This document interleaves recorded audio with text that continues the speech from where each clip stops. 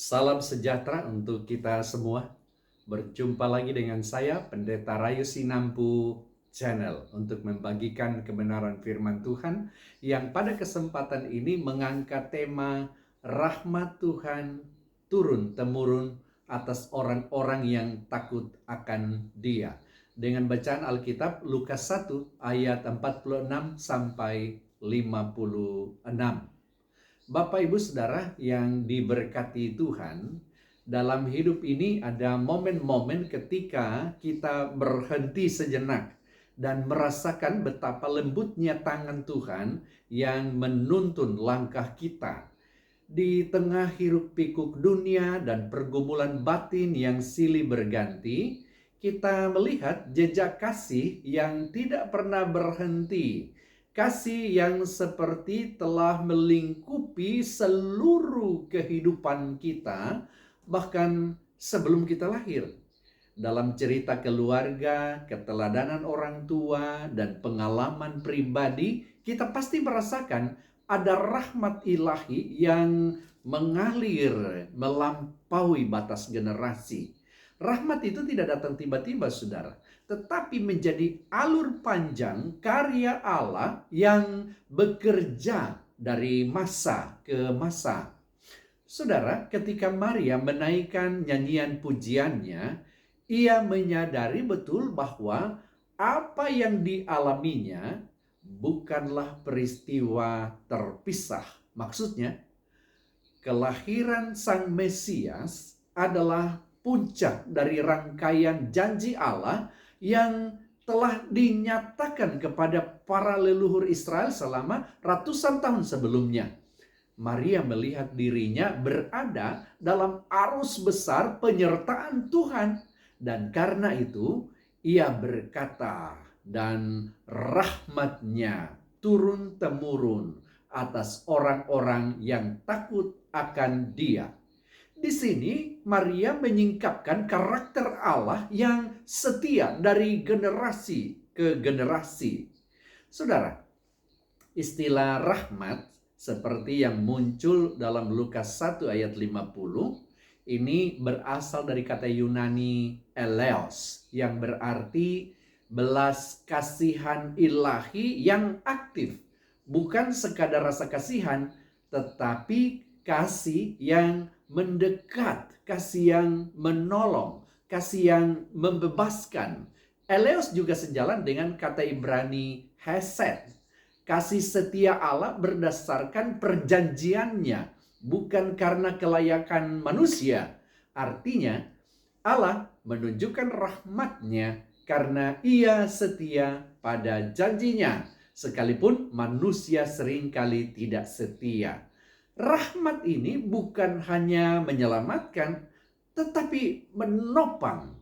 Ia hadir dalam bentuk kekuatan ketika kita lemah, atau hikmat ketika kita bingung, damai ketika hati kita gelisah, dan penghiburan ketika kita terluka. Yang luar biasa, rahmat ini tidak berhenti pada satu generasi, melainkan ia mengalir kepada anak cucu dengan catatan penting. Ini hanya berlaku khusus bagi mereka yang takut akan Tuhan, yaitu yang hidup dalam hormat, ketundukan, dan kesetiaan kepadanya.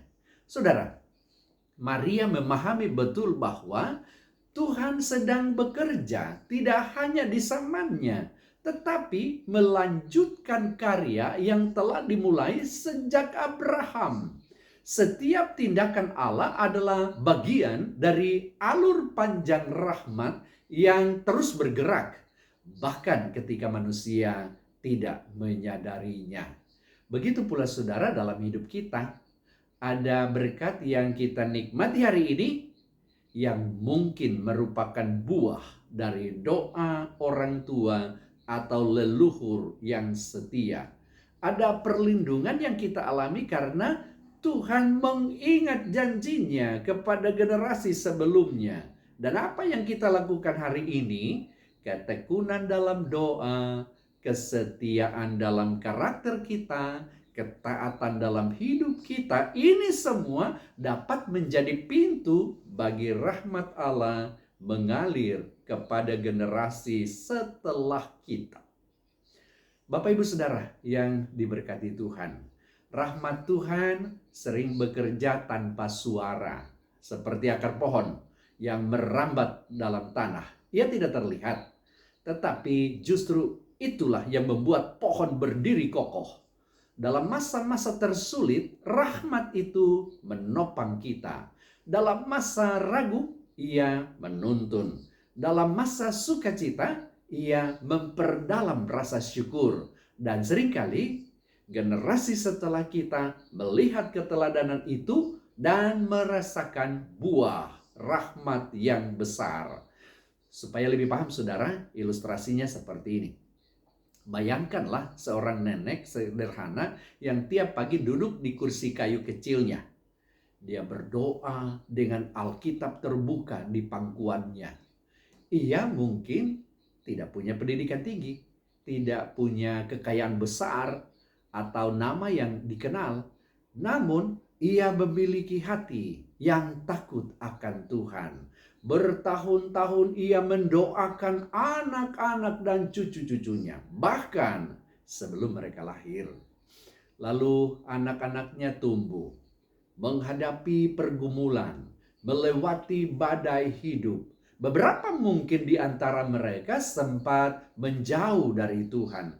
Tetapi suatu saat mereka kembali. Dan ketika ditanya, mengapa mereka kembali? Banyak di antara mereka yang tidak dapat menjelaskan. Namun Tuhan tahu, rahmat-Nya bekerja melalui doa yang terus naik dari seorang perempuan yang hidup dalam takut akan Tuhan. Generasi berikutnya mengalami berkat yang tidak mereka sadari berasal dari mana. Namun semuanya mengalir dari satu sumber. Apa itu? Rahmat Tuhan yang bekerja turun-temurun.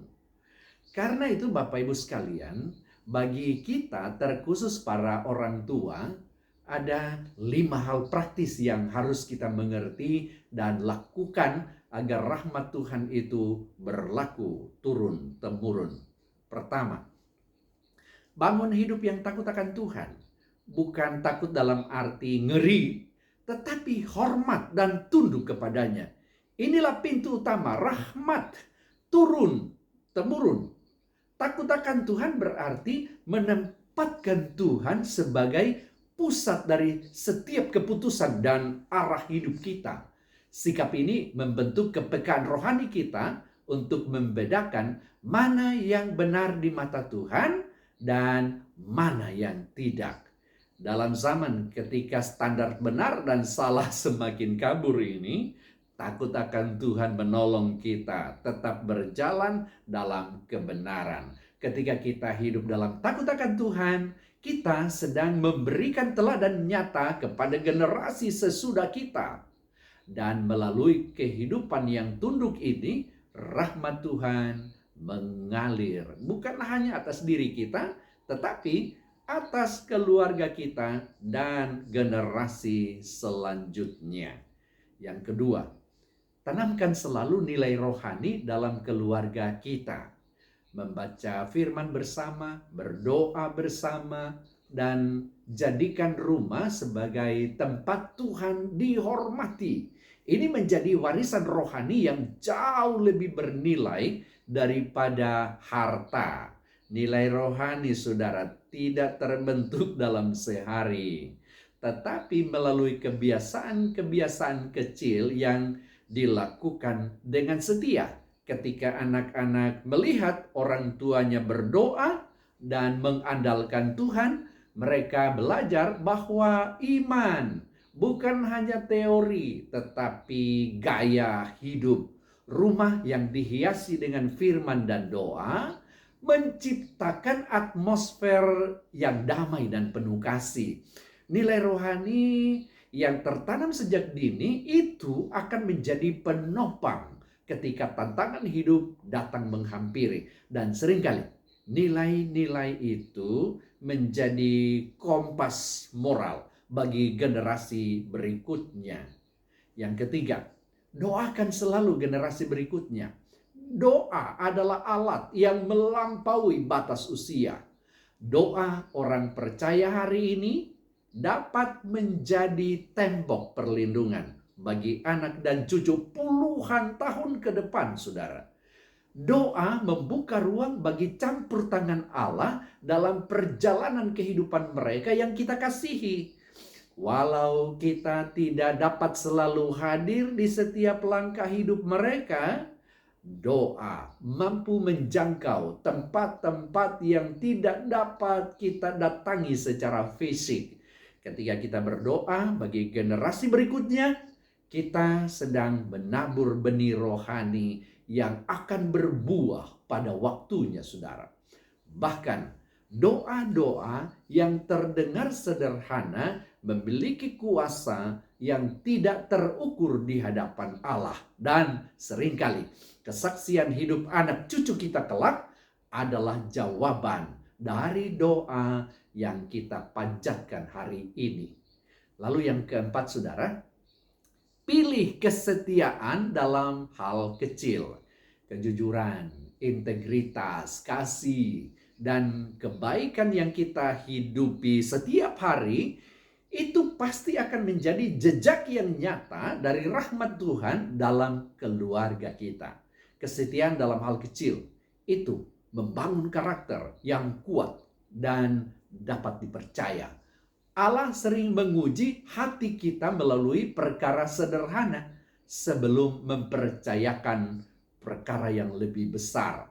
Ketika anak-anak melihat konsistensi hidup kita, mereka belajar arti kesetiaan yang sesungguhnya.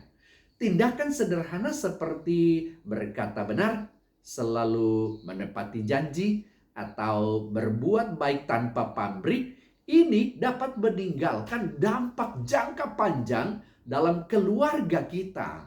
Artinya, saudara, kesetiaan kecil yang dilakukan berulang-ulang itu pasti akan menciptakan budaya keluarga yang mencerminkan karakter Kristus. Lalu yang terakhir, saudara, yang kelima yang harus kita lakukan dan mengerti supaya rahmat Allah itu berlaku turun-temurun adalah ini. Ingatlah bahwa hidup kita bagian dari rencana besar Allah. Kita mungkin tidak melihat seluruh hasilnya, tetapi Tuhan sedang bekerja dalam alur panjang rahmat-Nya. Kesadaran ini, saudara, akan menolong kita menjalani hidup dengan perspektif yang lebih luas dan penuh harapan. Terkadang apa yang kita lakukan tampaknya kecil atau tidak berarti, tetapi di tangan Tuhan setiap ketaatan memiliki tujuan kekal.